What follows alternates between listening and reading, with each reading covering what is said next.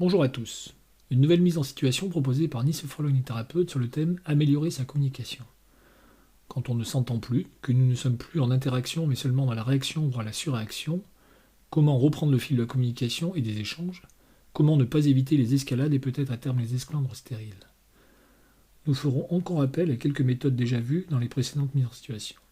Ainsi, il est possible pour ceux qui le souhaitent ou en éprouvent le besoin de visionner les vidéos portant sur l'initiation à la démarche, trouver ses ancrages, se déconnecter rapidement, comme celle plus spécifique portant sur se préparer à, qui dans ce cas pourrait s'appliquer à un échange, une discussion ou une communication préparée afin de répondre à un environnement ou à un sujet particulier qui pourrait alors s'avérer délicat.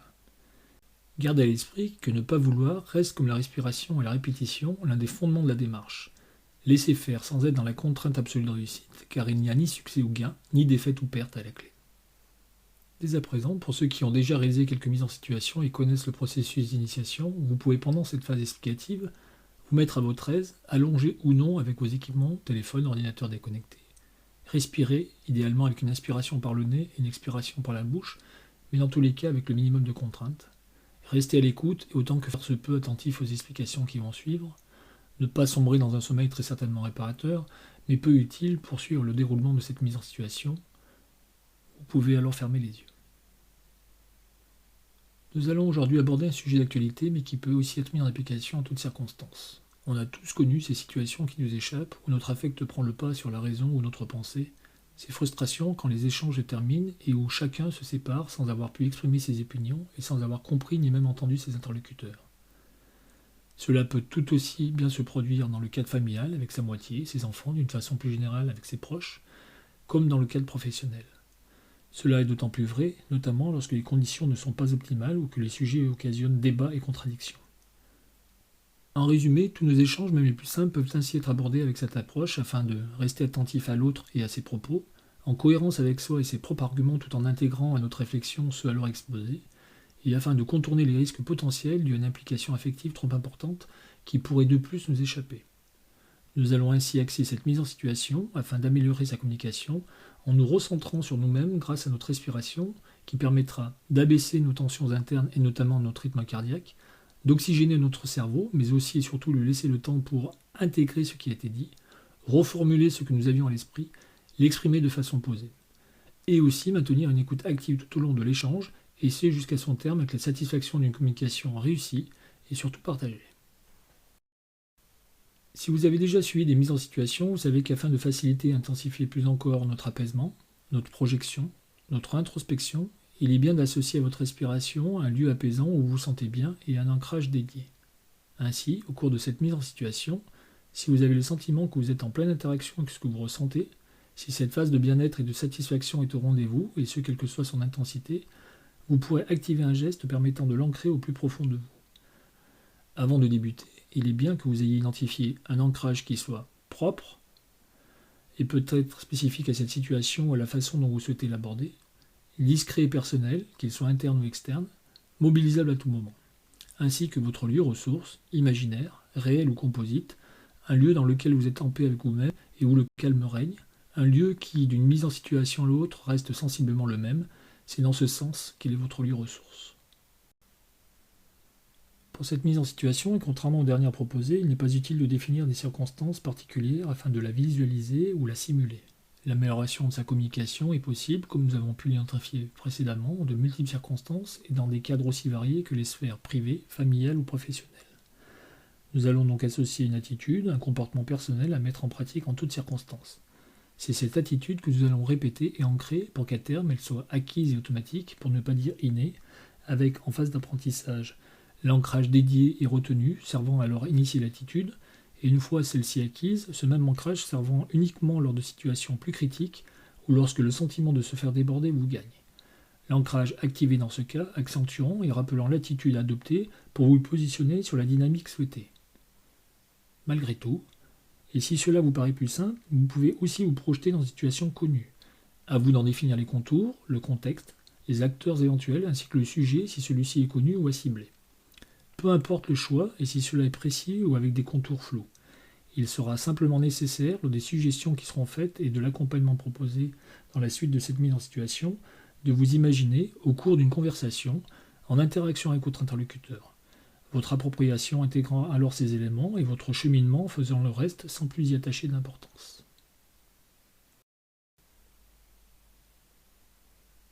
Je vous propose maintenant d'engager cette mise en situation. Je vais pouvoir me laisser guider et me concentrer sur ma respiration, avec, si je le peux, une inspiration par le nez et une expiration par la bouche, à mon rythme, sans chercher autre chose que ressentir cette ventilation. Je la laisse s'installer.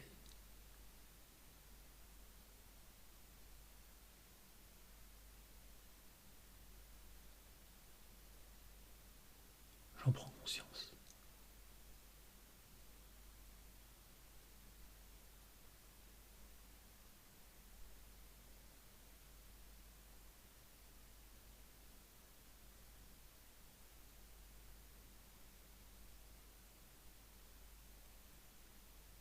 Je vais orienter ma respiration sur une ventilation abdominale.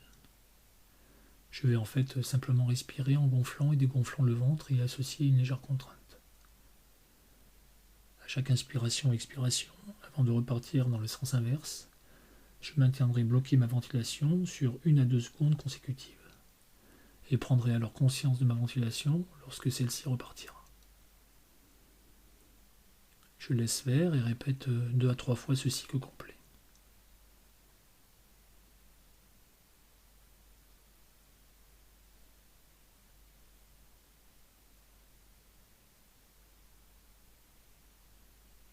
Lors de sa reprise, je prends pleinement conscience de ma ventilation.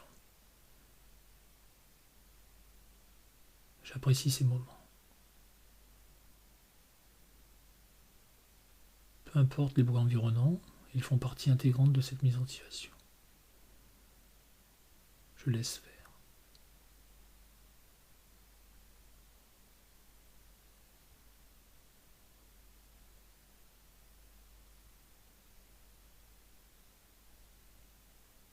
Une fois ces quelques cycles réalisés, je peux me recentrer sur une ventilation normale et sans contrainte, comme celle initiée en début de cette mise en situation. Je prends le temps et conscience de celle-ci à chaque inspiration et expiration.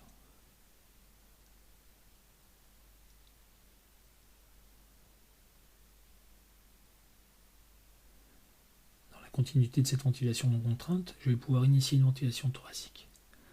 Je vais ainsi concentrer mes inspirations et expirations sur la partie supérieure de mon corps, sur ma poitrine. Entre chaque phase d'inspiration ou expiration, je vais bloquer ma ventilation pendant 1 à 2 secondes. Sur la phase notamment inspiratoire, en plus du blocage de la ventilation, je vais contracter au maximum mes muscles. Mes muscles seront ainsi mobilisés du bout de mes orteils jusqu'à ma mâchoire. Dès que je reprendrai mon cycle pour l'expiration, je la relâcherai d'un coup en même temps que ma tonicité musculaire. J'apprécierai peut-être alors cette phase de relâchement qui suit et je reprendrai 1 à 2 cycles ventilatoires non contraints à l'écoute de mes sensations. Je ferai alors en alternance 1 à 2 cycles sur une respiration posée et non contrainte, suivi d'un cycle respiratoire thoracique avec contrainte musculaire. Je laisse faire et je répète 2 à 3 fois le cycle complet.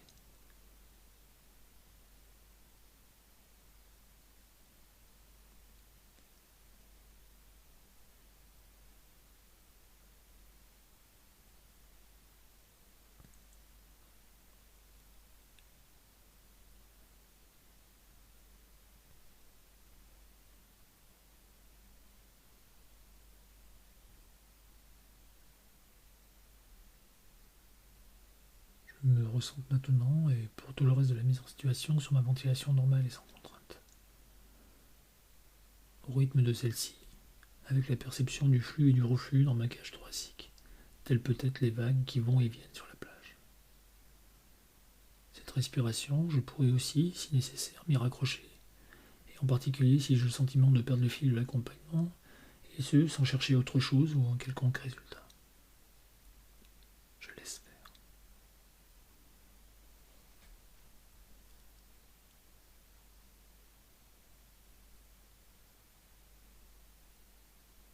Je focalise maintenant mon attention sur mon corps, sur la totalité de celui-ci. à l'écoute de ses appuis sur mon environnement proche. Le contact de ma nuque peut-être, de mes épaules, de mon dos, mon bassin, mes jambes, mes pieds. Je laisse mon corps prendre conscience de ceci et les laisse en leur place, sans plus chercher à les percevoir. Je visualise ou imagine l'intégralité de mon corps, là où il se trouve, dans la position où il se trouve.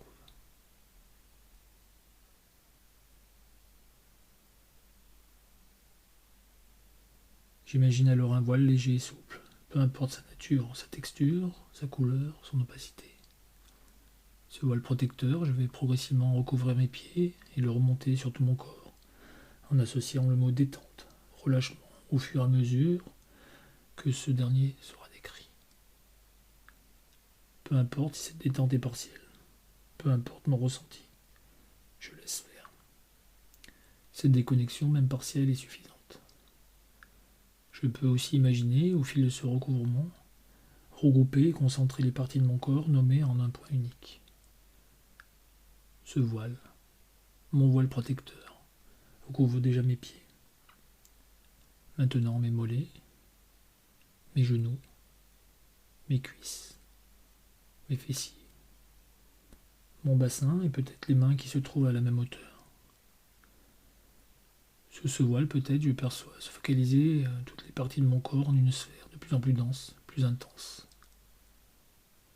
La zone pelvienne et génitale, mon abdomen, mon thorax, mes coudes, mes épaules, mon cou.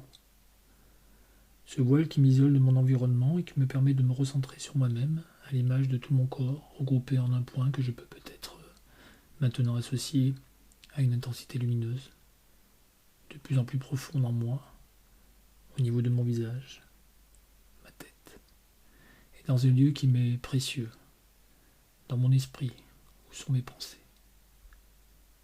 Je laisse alors passer les images, les idées, les souvenirs qui défilent, quels qu'ils soient. Libres, fugaces, confus peut-être. Je ne cherche pas à les contrôler. Peu importe, je laisse faire.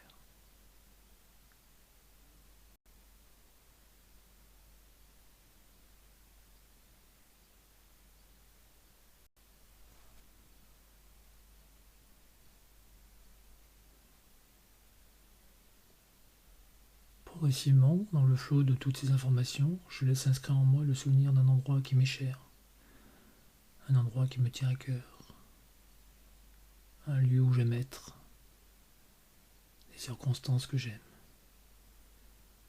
un environnement qui me rassure, paisible.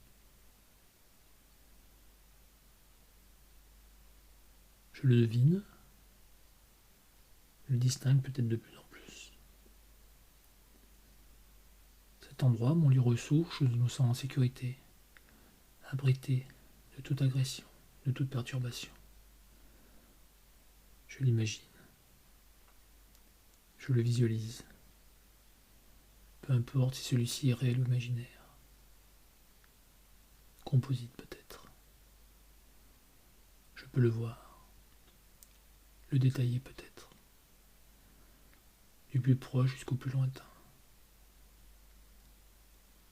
Je prends le temps de le décomposer, de l'apprécier, de me ressourcer en lui.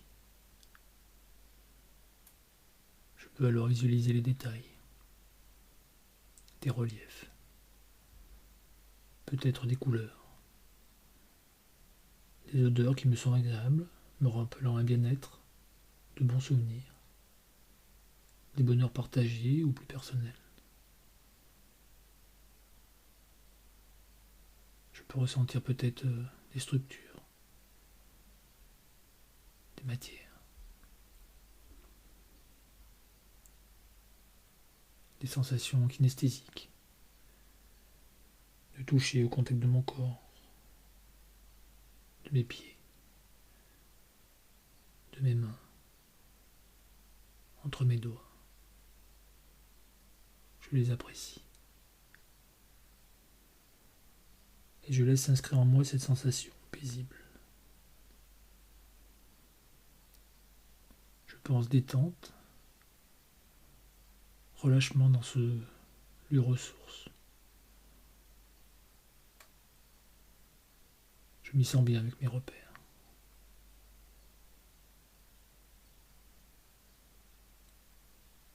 Je prends tout le temps.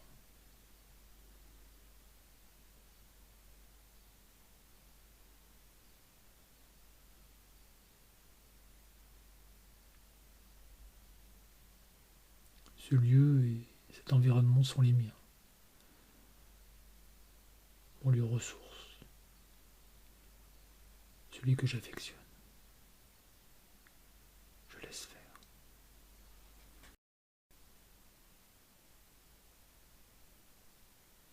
Je peux alors imaginer être en relation avec d'autres personnes, où que ce soit. Dans l'environnement que je conceptualise, que je vis par moment, ou qui se présente à moi à l'instant. Peu importe les lieux, les personnes, voire le sujet et thème abordé. Je prends le temps nécessaire pour poser, imaginer, visualiser peut-être ce cadre et ce contexte.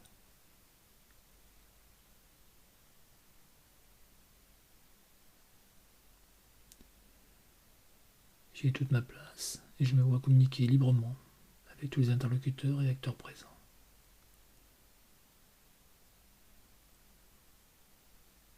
Je suis attentif aux échanges et concentré sur ce qui se dit en pleine conscience.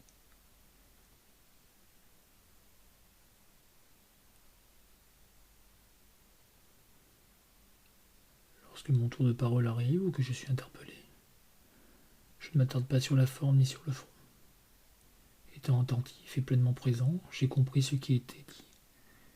Et avant de répondre, j'imagine l'inspiration que je prends, alors naturellement et inconsciemment. Inspiration qui remplit mes poumons, apportant ainsi cet oxygène bienfaiteur pour mon corps tout entier et pour mon cerveau en action et en réflexion. Et lorsque l'expiration s'exprime, je ressens alors ses bienfaits, ce relâchement relatif, cet apaisement peut-être. Je laisse alors associer le mot détente à ce ressenti. Et je peux alors prendre la parole, posément, en interaction, et attentionner aux attitudes et réactions de chacun.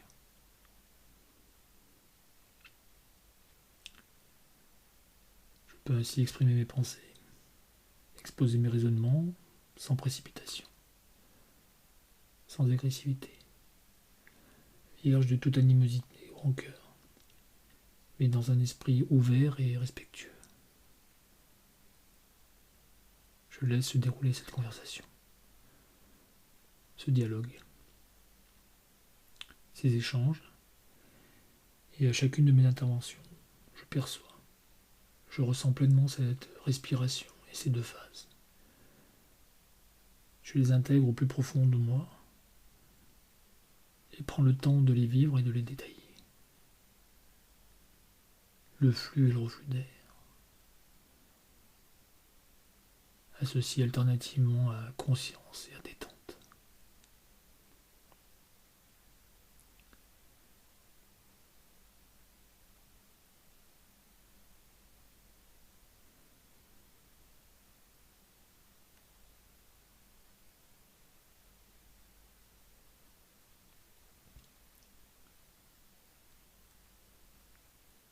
Je prends le temps de cette discussion, de cet échange.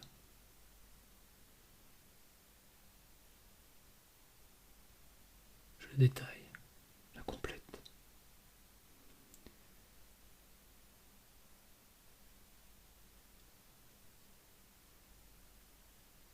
Et vois logiquement arriver son terme. Fin qui va progressivement mettre en évidence ce bilan positif. Cette joie et ce bonheur d'avoir pu communiquer pleinement. Et de savoir que les différents acteurs dont je suis vont ressortir satisfaits d'avoir été attentifs à l'autre et d'avoir pu pleinement s'exprimer. Je m'en félicite. Je suis heureux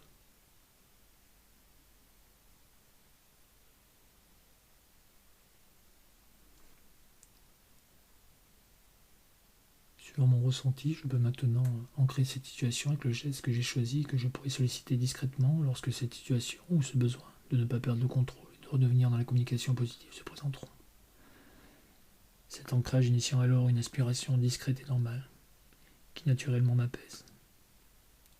Laisse le temps en suspens, évitant aussi de couper la parole de mon interlocuteur, et qui, sans que je m'en rende compte, me permette de réactiver à l'attention de celui-ci mon écoute active ainsi que toute ma concentration, et laisse la fraction de seconde nécessaire à mon cerveau afin que soit analysée la situation enrichie de ces dernières informations.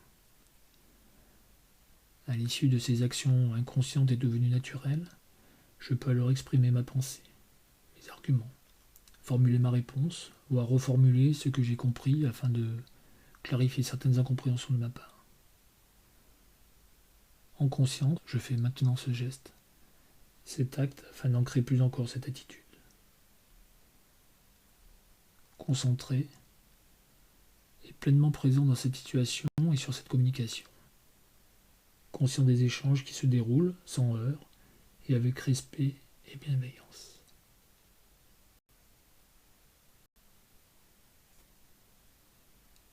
Je sais qu'à l'issue de cette mise en situation, que je pourrai répéter afin de me l'approprier plus encore, dès qu'une communication sera initiée à laquelle je prendrai part, je serai en interaction avec mon interlocuteur, attentif à ses propos, ses attitudes. J'ai surtout conscience qu'avant de prendre moi-même la parole, de façon naturelle, je laisserai en suspens le temps, sans me précipiter pour réagir ou intervenir, mais au contraire en agissant sans me laisser emporter pour mon affect. Et je serai aussi à même, si les circonstances le nécessitent, en capacité de réactiver mon geste ancrage, afin de réinitialiser mon retour au calme, ainsi que la temporisation de ma prochaine prise de parole, dans le cadre du dialogue qui s'instaure et que je veux vivre pleinement et sans frustration.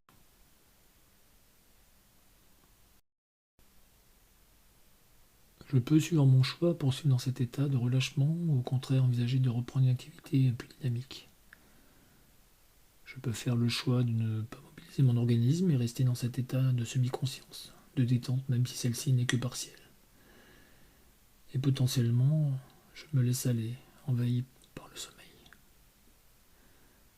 Ou au contraire, et notamment dans une phase d'apprentissage, d'ancrage de la démarche et de cette mise en situation, je focalise dès maintenant mon attention sur ma ventilation, les mouvements de ma cage thoracique et le rythme entre inspiration et expiration. Mon environnement proche, ma situation, ce qui m'entoure, avec mon voile de protection léger et souple qui s'efface telle une brume au petit matin, me reconnectant à la réalité. Les appuis de mon corps, ma nuque peut-être, mes épaules, mon dos, mon bassin, mes jambes, mes pieds. Et je peux alors peut-être revoir la sphère dense et lumineuse m'envahir et reprendre sa place, illuminant la totalité de mon corps. Je pourrais alors mobiliser au fur et à mesure mes muscles les uns après les autres et terminer par un étirement profond. Quand je le souhaiterai, je pourrais alors réouvrir les yeux et reprendre mes activités. Cette mise en situation de ni sophrologue ni thérapeute, mais je suis à l'écoute de mes sensations, prend fin. Bien évidemment, on peut la réécouter, la remettre en pratique le plus régulièrement possible pour pouvoir ancrer au plus profond de soi cette méthode et cette démarche. A très bientôt pour un nouveau thème ou sujet. D'ici là, prenez soin de vous et de vos proches, restez prudents et autant que faire se peut chez vous.